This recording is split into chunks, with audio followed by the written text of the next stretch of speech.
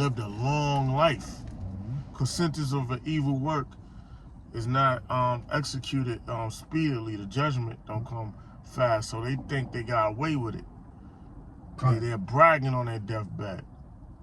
The chick that helped get Emmett Till I was thinking dead. about that. Yeah, that old fucking. She was basically admitted to that on her deathbed because she felt like I lived a long life and I got away with that hate. Yep. But Lord willing, you brought back and you Emmett Till's property. The Lord gonna grant him that. Oh well, we know that's gonna happen. Yeah. We know that's gonna happen. You know. She got to pay.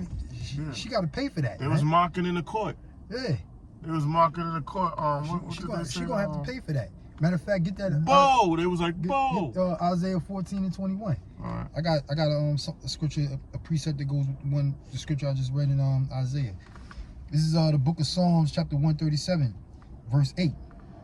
O daughter of Babylon, who art to be destroyed, happy shall he be that rewardeth thee as thou hast served us.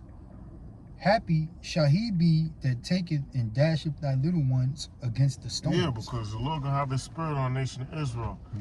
You gonna get grabbed maybe by the bottom of your foot and tossed and just smashed against the concrete while you're eating like babies, skull cracking and everything pop open. Your whole body gonna pop. Right. Just like them bodies that fell from the World Trade Center. See that? The divers. See, that's how we knew that Nat Turner was a man of the Lord.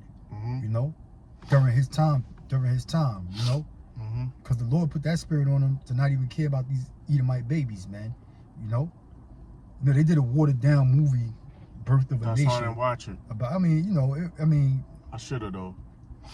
I mean, you ain't have to. We know the story of Nat Turner. You know what I'm saying? But it ain't.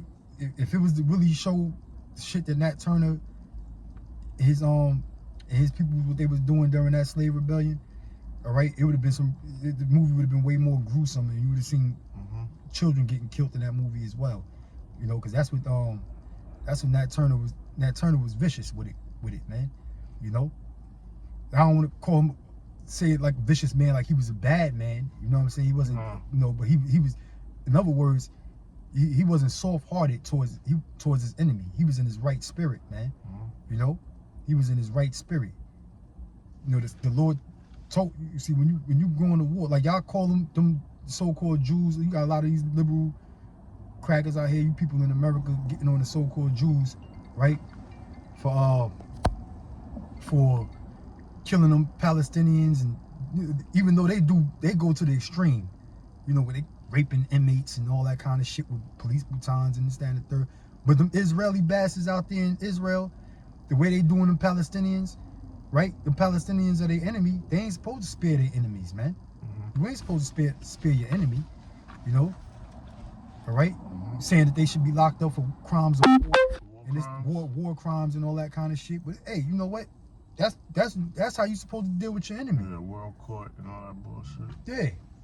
Nah, you're not supposed to. You're supposed to totally crush your enemy. Yeah, this ain't just armies fighting on the arm. Yeah, my troopers are killing your troops.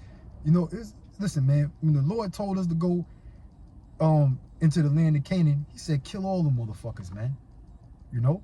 Yeah, so when you got people... Kill a beast too. That's what the Lord said, man. Yeah. So when you got people protesting, keep on protesting so-called black rights and this and that, listen, these nations are at war with us. Right. And the whole thing is to have us totally crushed. You don't want your enemy rising. We're their enemy. They don't want us rising up. They're in the right state. It's you niggas not in your right state of mind. Yeah, you got to. You know what I mean? That's why the Lord say, who's possessed and slay them and hold themselves not guilty. I mean guilty, I said guilty. Who's possessed and slay them and hold themselves not guilty. And who shall bemoan thee and have pity upon thee, O Jerusalem? Right. These nations ain't supposed to. It's Yahweh Shai that's having pity. I'm sorry. No. Go ahead. It's Yahweh Shai having pity on us. And pretty soon, our sentence is almost up. Right. The Lord have pity and mercy on the elect of the nation of Israel. It starts with the elect. Yeah. You know?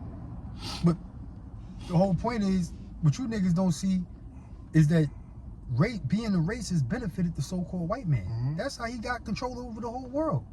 The white man will slaughter and kill every nation outside of his race, and then once he gains the power, he will sit there and tell you that it's wrong to be a fucking racist, like how he was. You know what I'm saying?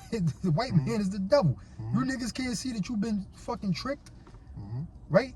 You can't see that, man. How the so-called white man is a goddamn hypocrite, and you niggas suffer from that Stockholm syndrome. Okay, the so-called white man tells you niggas don't be a racist. Being a racist is wrong, but meanwhile, being racist worked out real good for him. It worked out in his favor. You niggas can't see that.